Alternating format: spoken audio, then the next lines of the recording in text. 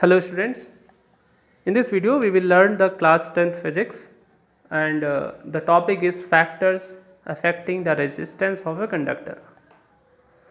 So in the previous video we have studied the Ohm's law and the resistance of conductor. So now the resistance, how the some factors affect the resistance of a conductor.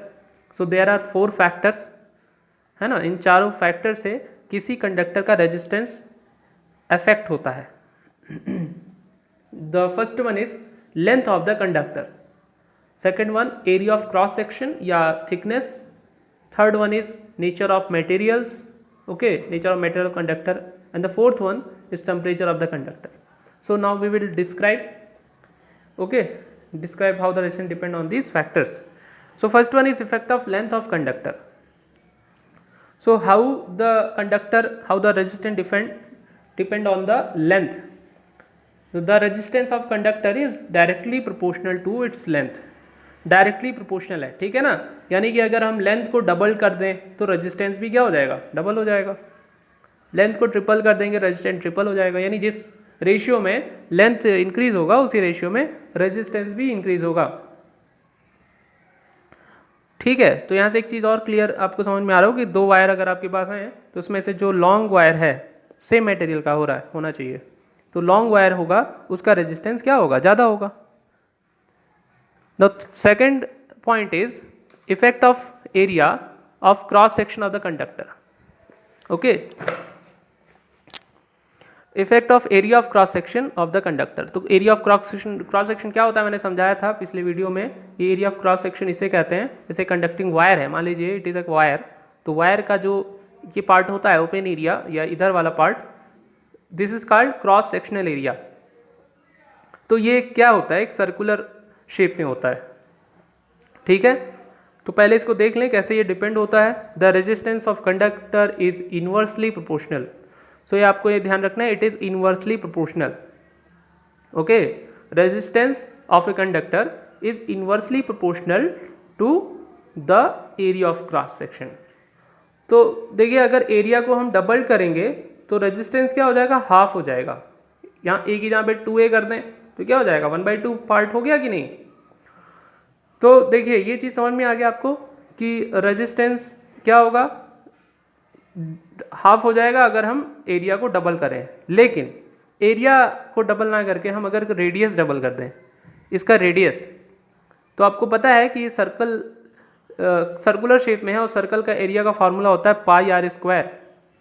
ठीक है ना.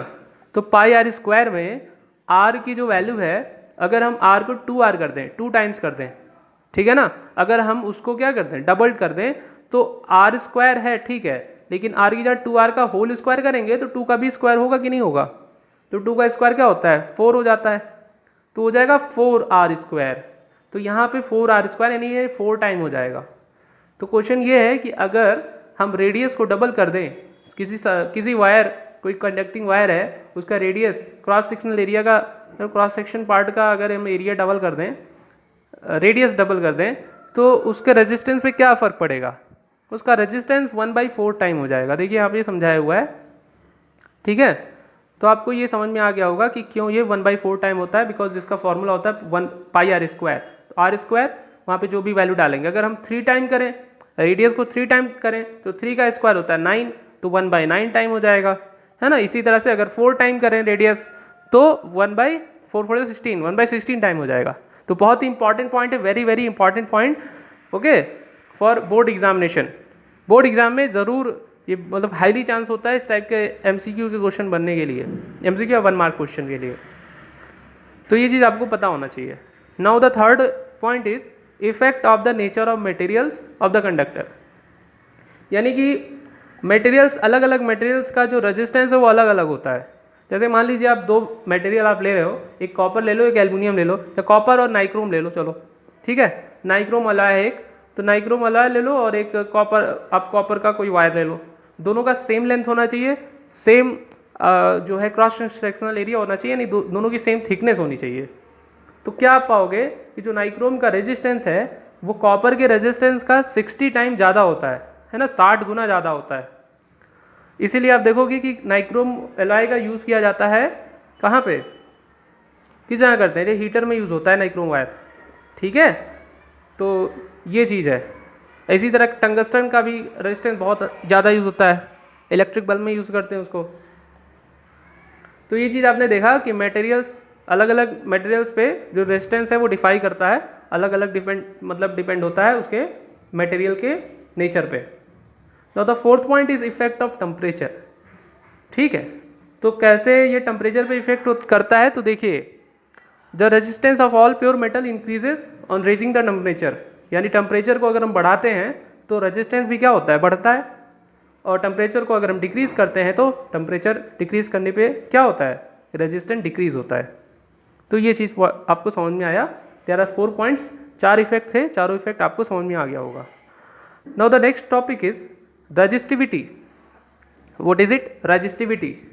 तो ये देखिए resistivity resistance से थोड़ा सा different होता है। क्या डिफरेंस है वही हम समझेंगे, ठीक है।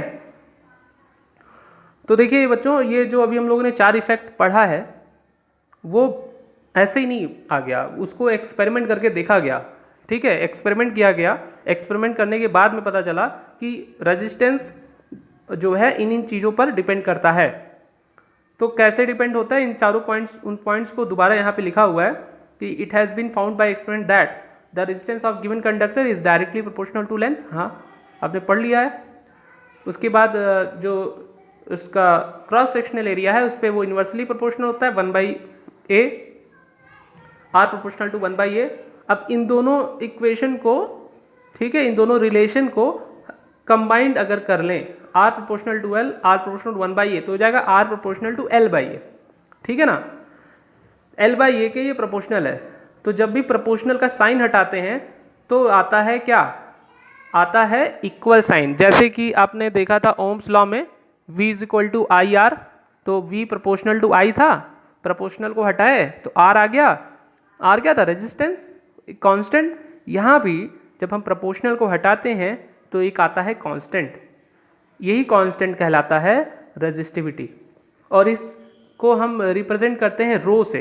किससे रो, मतलब रिप्रेजेंट करते हैं रो। रो एक ग्रीक वर्ड है, लेटर है सॉरी, और इसको एस से बनाते हैं, है ना, पी की तरह है, थोड़ा सा लेजी पी कह सकते हैं, लेजी पी ऐसे झुका हुआ हल्का सा। तो ये देखा आपने रेजिस्टिविटी, ठीक है, रेजिस्टिविटी। अब ये देखिए अगर हम इस रो को इधर रो करके क्रॉस मल्टीप्लाई कर दें ए का एल का, तो रो की वैल्यू क्या हो जाएगी, rho is equal to R A by L. आगे आपको वहाँ मिलेगा rho is equal to R A by L, ठीक है। तो रो क्या है, कांस्टेंट है, और इसी कांस्टेंट को कहते हैं रेजिस्टिविटी। अब रेजिस्टिविटी को हम कैसे डिफाइन कर सकते हैं, ठीक है। तो रेजिस्टिविटी को एक नाम और दिया जाता है, रेजिस्टिविटी एक चीज़ और होती है, मतलब रेजिस्टिविटी को और क्या कह सकते हैं, रेजिस्टिविटी को कह सकते हैं स्पेसिफिक रेजिस्टेंस। क्या कह सकते हैं, स्पेसिफिक रेजिस्टेंस। तो स्पेसिफिक रेजिस्टेंस का मतलब ये हो गया कि किसी भी ऑब्जेक्ट का, किसी भी कंडक्टर का जो फिक्स्ड रेजिस्टेंस होता है उसी को हम कहते हैं रेजिस्टिविटी, ठीक है। इसको कैसे समझेंगे, जैसे अगर हम ये जो फॉर्मूला है, आपको जो दिख रहा है formula rho is equal to R A by L, इसमें सबकी वैल्यू 1 1 कर दें, रेजिस्टेंस 1 कर दें, या रेजिस्टेंस छोड़ दें, एरिया और लेंथ को हम वो कर दें, ठीक है, इसको हम फिक्स कर दें, इन दोनों की वैल्यू को 1 कर दें, तो रो की वैल्यू आर के बराबर हो जाएगी। समझ रहे हैं कि नहीं। अगर ए की जहाँ 1 कर दें, एल की जहाँ 1 कर दें, तो क्या हो जाएगा, रो इज इक्वल टू आर। यानी कि जो रजिस्टिविटी है वो कोई कंडक्टर, कोई ऐसा कंडक्टर जो 1 मीटर लेंथ, जिसकी लेंथ 1 मीटर हो और उसका क्रॉस सेक्शन एरिया कितना हो, 1 स्क्वायर मीटर हो, तो रजिस्टिविटी उसके रेजिस्टेंस के बराबर होता है। तो यहीं से रजिस्टिविटी की डेफिनेशन निकल के आती है कि the resistivity of a substance is numerically equal to the resistance of a rod of that substance which is 1 meter long and 1 square meter in cross section. Understand? ये चीज़ समझ में आ गया आपको कि जो रेजिस्टिविटी है वो क्या होता है, न्यूमेरिकली इक्वल होता है रेजिस्टेंस के, जब उस वायर का लेंथ 1 मीटर हो और उसका क्रॉस सेक्शनल एरिया कितना हो, 1 स्क्वायर मीटर हो। और इसकी जो एसआई यूनिट होती है वो ओम मीटर होती है।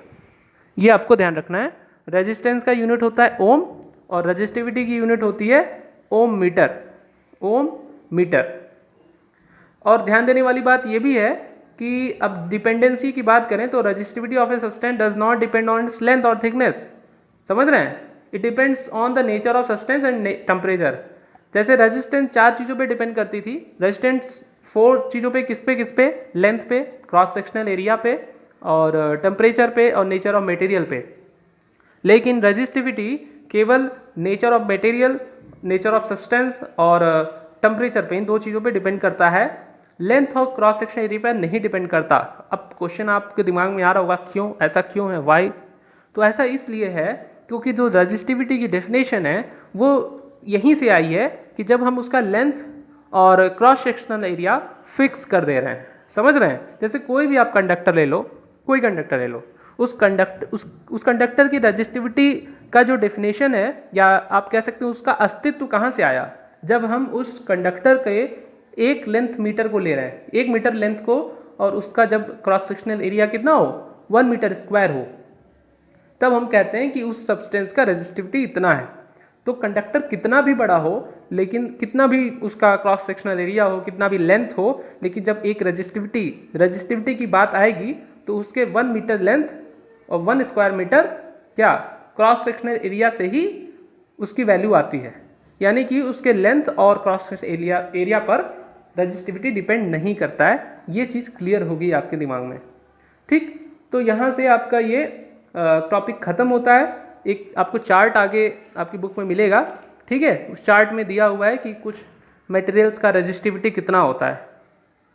आपको ये लर्न नहीं करना, बस आप देख लो और कंपेयर कर लो कि किस मेटल का रेजिस्टेंस कितना हाई है ना? एक कंपैरेटिवली जो है अंडरस्टैंडिंग आ जाएगी आपके दिमाग में, ठीक है ना? लेकिन ये आप एग्ज़ाम पर्सपेक्टिव के लिए आपको लर्न नहीं करना, इसको, ये चार्ट आपको लर्न नहीं करना होता है, बस ये ऐसे दिया हुआ है कि आप उसको समझें कि कितना जो है कंपैरेटिवली किसका हाई होता है, किसका लो होता है, ठीक है? तो ये लेक्चर, ये वीडियो आज यहीं ख़त्म होता है, ठीक? Thank you.